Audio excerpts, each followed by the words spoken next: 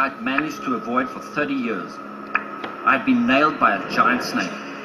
I knew I had only seconds before I'd be wrapped in the python's lethal coils. The amazing thing is when I actually found the snake, there was just this little bit of pattern in the water. I thought, I found a reticulated python. There's not a very big one. I'm going to get in there and pull it out, you know. And I was pulling and pulling. And I said, like, this thing's actually got quite a girth on it. And eventually I got part of the snake out. And after a while I realized this is a hell of a snake. I'd never seen a snake this big before. When I finally got him out, he took a look at me, turned around. I thought, I'm going to let him go. All I want to do is get my camera and I want to take a photograph of this guy spread out if I can. And I thought, here he goes. He's starting to take off. He's spreading out. It's exactly what I want because I don't want to fight with this guy, you know. Off he goes. And I reached for my camera, and as I reached, he turned around and came straight back at me. I've never seen anything like it in my life. He came straight at me with his body raised, with his mouth that open. And I mean, his mouth is this size. It's that big, with all those teeth. And he came straight at me and took long lunges at me. Whack. Okay. They're not fast-striking snakes because they're heavy, they're clumsy. He'd rather be in the water. But he took these long lunges, and I realized straight away, wow, I better watch out here. That could have been the end of me. But then something completely unexpected happened. It let go of my arm, and that doesn't happen. It shouldn't happen. And I didn't understand that. I didn't realize it until later. I saw what actually happened. Its bottom jaw was hooked on my pants. It had got the top jaw onto the wrist. Teeth hooked. It was trying to close, but it hooked the bottom jaw because they got so many teeth. I mean, they just hooked. It had hooked on my pants. And so it couldn't close the jaw. And by feeling that tension, it actually opened its mouth. It's incredible. That is incredible luck, because I would have been really in bad trouble. Wow! I had gotten extremely lucky. Twice. But I couldn't count on my luck on the third assignment. To find another giant snake. But this time, underwater. Once dead, the anaconda simply swallows the whole animal. Powerful muscular contractions move the caiman towards the stomach. I didn't need reminding of what I was getting myself into.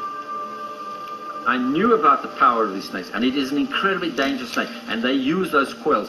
You cannot explain it until you feel it. When a coil is around you, there's absolutely nothing you can do. Those words kept running through my mind all the while I searched for a giant anaconda. It wasn't a fear of the unknown. I knew exactly what I would be up against. And that was what I was afraid of.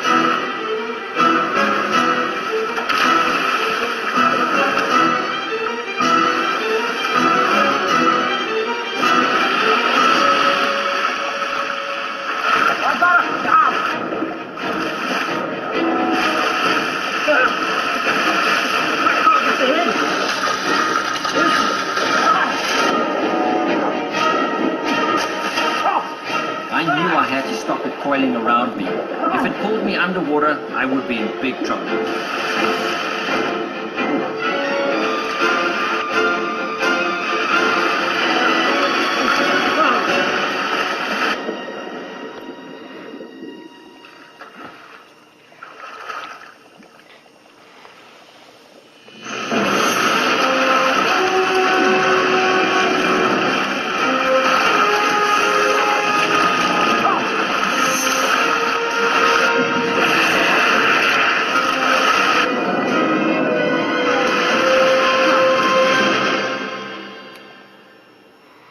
When I spotted the snake for the first time, I lost my mind. I was desperate. I felt if that snake goes now, I'm never going to see another one. These snakes are not easy to find, not in spite of their size, and they're incredibly camouflaged. The animal it blends in perfectly, and half the time it's underwater. I just saw bits of snake going in the distance, and I knew he was heading for deep water. And I ran after the snake.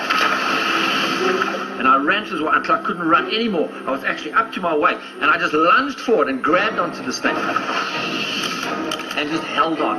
And by doing that, the snake simply pulled me along, pulled me right out of my depth, and of course I tried to pull him more in, and by doing that, he automatically curls around you, and the next thing I was out of my depth and I was drowning.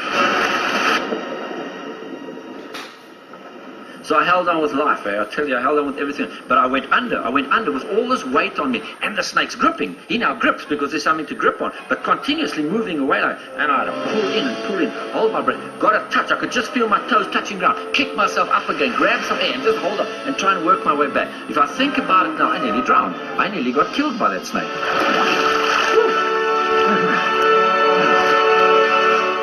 Once I got my feet gripped again, I started moving back towards the side. And he was still pulling away and everything, but he got tired enough for me to actually bring him out to the land.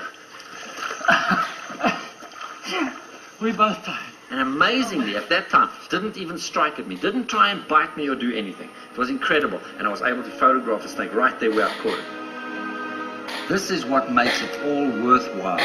To be able to get the perfect shot of a wild animal in its natural habitat. It's this incredibly gorgeous animal. They're incredibly gorgeous. I'm so excited, I can't believe it. It's a fabulous animal. It is unbelievably fabulous. And the skin glows and it shimmers and it's got these patterns, this model, and it blends it. Everything about it is fantastic, but it's powerful. It's just a miracle that I ever got that snake.